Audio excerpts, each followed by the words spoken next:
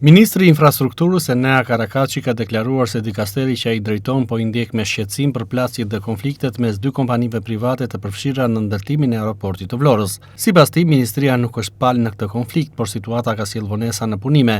Ai theksoi se do të përdoren klauzolat e kontratës për të gjetur një zgjidhje dhe për të garantuar hapje në kohë të aeroportit. Mosoperimi ose bllokimi i tij nuk është thjesht çështje biznesi privat, është çështje e interesit publik dhe shtetëror. Operimi i plotë i aeroportit të Vlorës do të mundsojë çdo ditë vonesë ose bllokim përkthehet drejt për drejt në humbje ekonomike të matshme për operatorët turistik, komunitetin lokal dhe buxhetin e shtetit.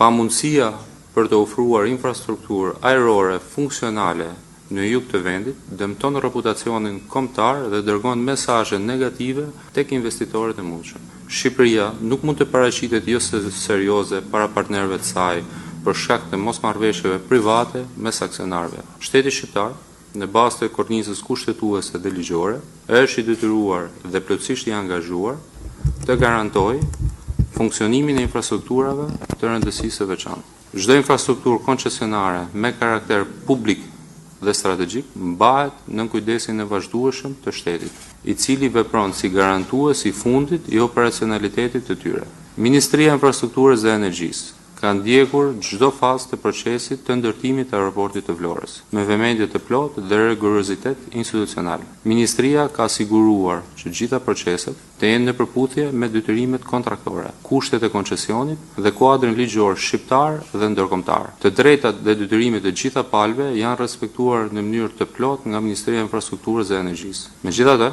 Ministria vëren me shqetësim të thellë se sjellja deri tanishme e palëve zhvilluese, bllokimi fizik i kantierit, konfliktet gjyqësore ndërmjet aksionarëve, shkeljet kontraktore, akuzat penale kanë shkaktuar vonesa kritike dhe dëm reputacional ndaj projektit. Ministria e sheh me shqetësim të thellë sjelljen e deri tanishme të palëve, konfliktet mes tyre dhe shkeljet kontraktuale kanë shkaktuar vonesa. Kjo situatë nuk do të tolerohet dhe do të ketë penalitete, ka deklaruar ministri. Sipas tij, ministria nuk është palë në konflikt dhe nuk ka interes të favorizojë asnjërin palë, por do të merren masa dhe do të ndryhet përmes klauzolave të kontratës, ka deklaruar ministri Karakaçi. Kjo sjellje nuk do të tolerohet dhe shteti do shfrytëzojë gjitha mjetet ligjore në dispozicion për të garantuar respektimin e detyrimeve kontraktore.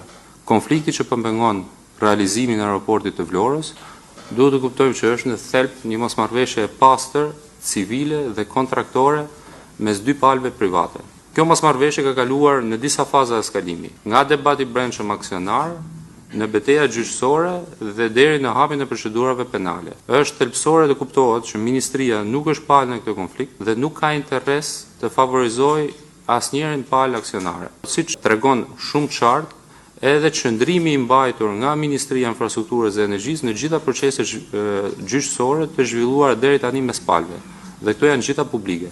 Shteti shqiptar ka dhënë koncesionin sipas procedurave ligjore, ka mbikëqyrur zbatimin e kontratës dhe ka ndërhyrë vetëm atëherë kur mbrojtja e interesit publik dhe të drejtës kontraktore e ka kërkuar. Konflikti aktual mes dy subjekteve tregtare në asnjë rast nuk do të tolerohet që të sjellë pasojat e tij mbi shtetin, ekonominë dhe qytetarët. Pozicioni i qartë i Ministrisë së Infrastrukturës dhe Energjisë është si vijon.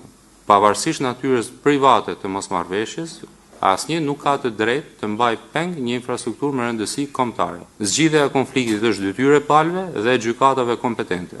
Por subjektet duhet të jenë të qartë që asnjë mosmarrëveshje mes tyre nuk përbën shkak për mos zbatimin e detyrimeve kontraktore dhe garantimin e operacionalitetit të aeroportit, që janë detyrime të shoqërisë, të cilat aktualisht janë të papërmbushura.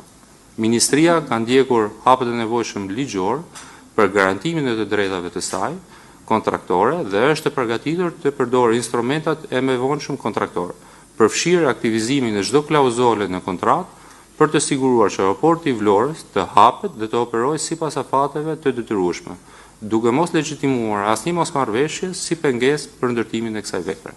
Ndërkohë, konfliktet në aeroportin e Vlorës vijojnë prej 5 ditësh, duke sjellë protesta nga kompania Mapco, e cila pretendon se nuk është lejuar të hyjë në kantier.